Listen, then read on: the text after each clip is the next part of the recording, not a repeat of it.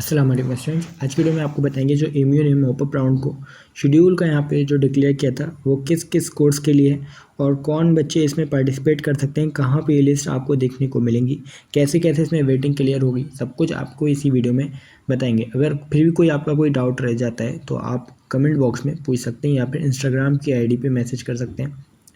Instagram की आई आपको description में मिल जाएगी। यहाँ पर सबसे पहले अगर हम लोग इस शेड्यूल को डाउनलोड कर लेते हैं तो शेड्यूल में जो आपको देखने को मिल जाएगा वो यहाँ पे सबसे पहले लिखा हुआ है कि सेशन आपका है। और ये मॉपअप राउंड होता क्या है? मॉपअप राउंड ये होता है कि जब आपका काउंसलिंग हुई थी, जिस बच्चे ने काउंसलिंग के टाइम पे जो भी 3 लिस्ट निकाली गई थी उसने अगर किसी भी राउंड में उसने पार्टिसिपेट किया था और डॉक्यूमेंट्स अपलोड कर दिया था, रजिस्ट्रेशन कर लिया था और उसकी वेटिंग क्लियर नहीं हो पाई थी, तो उसके चांसेस रहेंगे कि मॉपअप राउंड में उसकी वेटिंग क्लियर हो सकती है।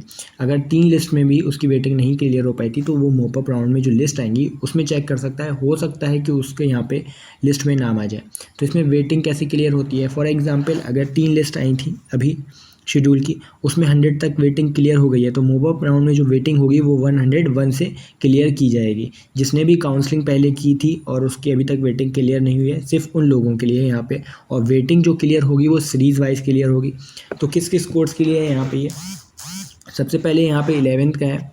आपके क्लास 11th में साइंस, ह्यूमैनिटीज़, कॉमर्स, अगर सीट्स वैकेंट होंगी तो यहाँ पे लिखा ज़रूर है इन्होंने, लेकिन अगर साइंस में सीट नहीं होगी तो यहाँ पे उसकी लिस्ट नहीं आएगी, क्योंकि 3rd लिस्ट में आपके सिर्फ एक बच्चे का नाम था साइंस में, गर्ल्स में। तो हो सकता है उसकी मॉपअप राउंड में कोई भी लिस्ट ना आए, यानी 4th लिस्ट ना आए। तो अगर सीट वैकेंट होगी, किसी ने एडमिशन कैंसिल करवाया होगा, तो यहाँ पे फिर आपके चांसेस रहेंगे कि यहाँ पे लिस्ट में नाम आ सकता है और बच्चों का।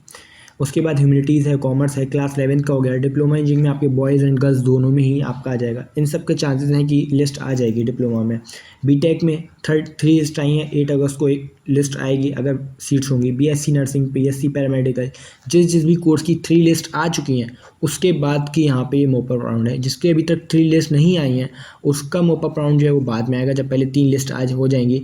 फिर उसके बाद उनको लगेगा कि अभी सीट्स वैकेंट हैं तो उसके बाद उसका मॉपअप राउंड का अलग से शेड्यूल डिक्लेयर किया जाएगा। जैसे इसमें अलग से बाद में किया गया है शेड्यूल, उसी तरीके से और कोर्सेज़ का, जैसे बीए है, बीएससी है, बीकॉम है, इन सब कोर्सेज़ का आपका बाद में शेड्यूल आएगा।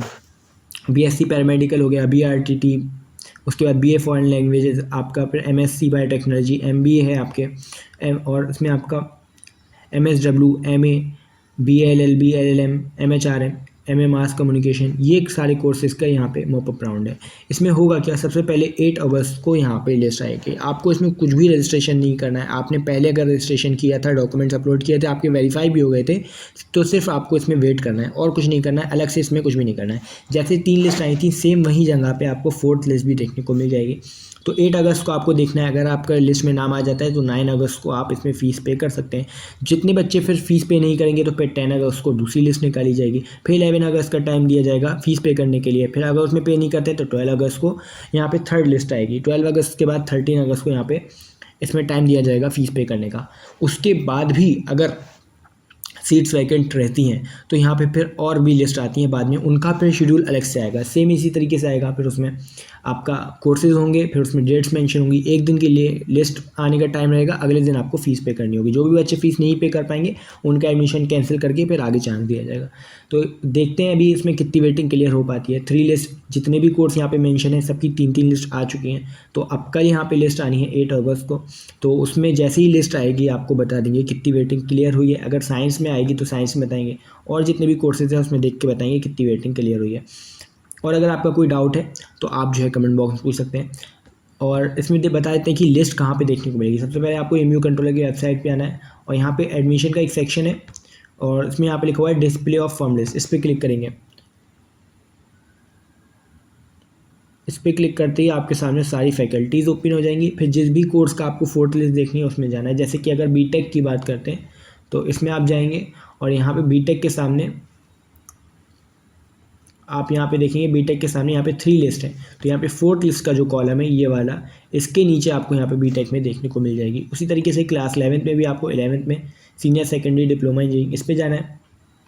तो फोर्थ लिस्ट के नीचे जिस भी कोर्स की फोर्थ लिस्ट आएगी, जिस भी सब्जेक्ट की, वो वहाँ पे आपको देखने को मिल जाएगी। सिंपली आपको डाउनलोड करके चेक कर लेना है आपका रोल नंबर है कि नहीं। अगर रोल नंबर नहीं है तो फिर आपको फिफ्थ लिस्ट का वेट करना होगा। अगर सीट वैकेंट होगी तो आपकी फिफ्थ लिस्ट ज़रूर आएगी।